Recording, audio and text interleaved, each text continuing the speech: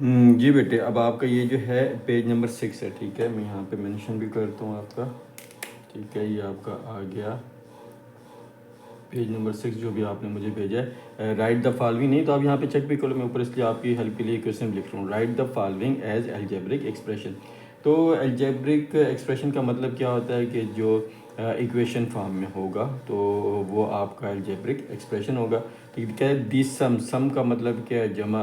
तो दी सम of P and, मतलब ये आसान है, ये जस्ट आपने एक दफ़ा इसको गो थ्रू करना, मतलब ये कि ये इतना इंपॉर्टेंट नहीं है कि ये आपके एग्ज़ाम में आएंगे, ठीक है। तो आपने इसको एल्जेब्रिक एक्सप्रेशन में कैसे लिखना है? P plus Q. तो ये आपका दी सम ऑफ एल्जेब्रिक एक्सप्रेशन आ गया, ठीक है, नंबर 1। और उसके बाद आपका नंबर 2 क्या आ रहा है? ठीक है, नंबर 2 आ गया the difference of A and B which is greater than B, ठीक है। क्या कह रहा है? The difference of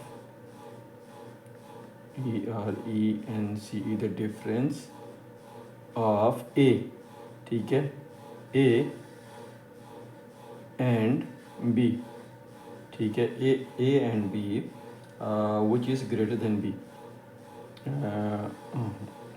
which is greater than B, ठीक है। क्या आप कोई ऐसी एल्जेब्रिक एक्सप्रेशन लिखो कि जो आपका जो ए और बी से ए और बी से बड़ा हो, ठीक है। तो क्या है? ए माइनस बी, ये आपकी आ जाएगी the difference of A and b. तो सारी बात इसका जो इज इक्वल टू आएगा वो इससे बड़ा ही होगा, ठीक है। ये आपका आ गया। उसके बाद आ गया, मतलब कि कुछ भी हो ना, मैं अगर यहाँ पे वो लिख लूँ, मैं कहूँ कि ए आपका जो है वो 2 है, ठीक है, और बी आपका क्या है? वो 5 है, ठीक है। और ये जो है ना, आप ये देखो, अगर मैं यहाँ पे कोई भी फिगर लिख लूँ कि ए अगर आपका 1, तो 1 माइनस 5 4 आ गया। देखिए 4 क्या है? ए से बड़ा है, ठीक है। और फिर इन दोनों को आप करोगे तो मतलब कि सिंपल आपकी इक्वेशन क्या आ जाएगी? ए माइनस बी, ठीक है। उसके बाद है द प्रोडक्ट, क्या है ये? The product of M and N added to their sum. अब ये देखो, ये देखो, ये बड़ा मतलब इसको भी समझने वाला है, अगर ये आपको समझ आ जाए, ठीक है। The product of M and N, product of M and N added to their sum, added to their sum, ठीक है। तो ये तो सिंपल आपको इसकी समझ आ जानी चाहिए। प्रोडक्ट का मतलब क्या होता है? प्रोडक्ट का मतलब होता है मल्टीप्लिकेशन, ठीक है। The product of M and N, ठीक है, added to sum of added to their sum. तो प्रोडक्ट क्या होगा? एम और एन का, मतलब कि एम मल्टीप्लाई बाई एन, ठीक है। तो ये इक्वल क्या होगा? M N. तो इसका प्रोडक्ट क्या हो जाएगा? Product of M and N, इन दोनों का हमने क्या था? एम एंड एन हो गया, एडिड टू देयर सम। इसको हमने इसी के साथ आपस में हमने जमा भी करना है, तो हम क्या करेंगे?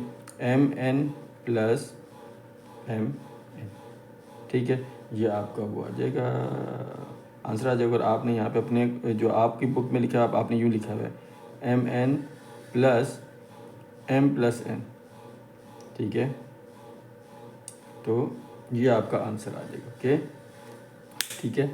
तो इसकी आपको आगे समझ, ठीक है। The product of m n n added to their sum, product of m n n. तो प्रोडक्ट क्या होगा? एम और एन, ठीक है। और एडिट, इसको हमने जमा करना है किस में? टू देयर सम, इन दोनों को जमा करके, तो फिर हम कर देंगे एम प्लस एन, ठीक है। ये आपका सिंपल सा आ गया। प्रोडक्ट का मतलब हमने इन दोनों को मल्टीप्लाई कर दिया और फिर इसी के अंदर हमने इसको ऐड भी कर दिया, तो हमारी एक अलजेब्रिक एक्सप्रेशन बन गया, ठीक है।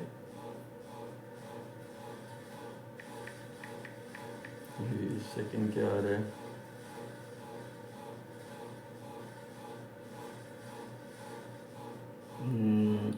Three times a added to 4 times b, ठीक है।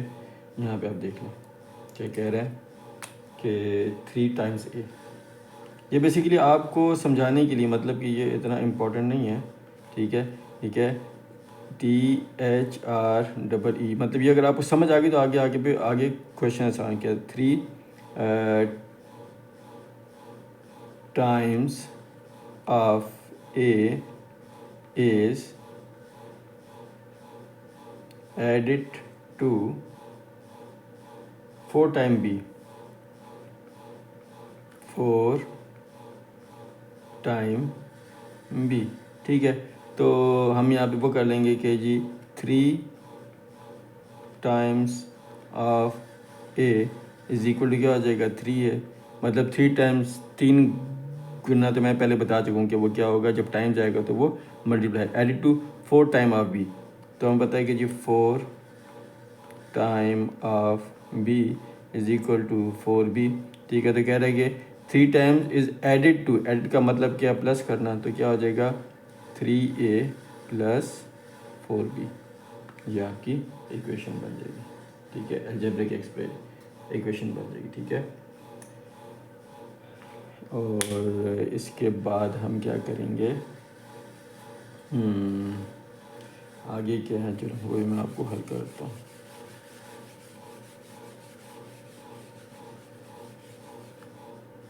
ठीक है, वो क्या है, क्वेश्चन नंबर 4 है।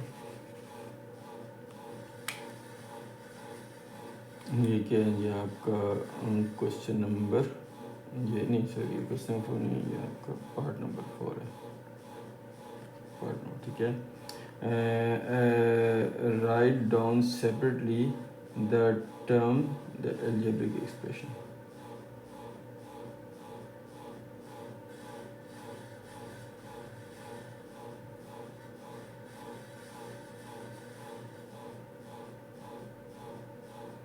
a plus b is equal to c,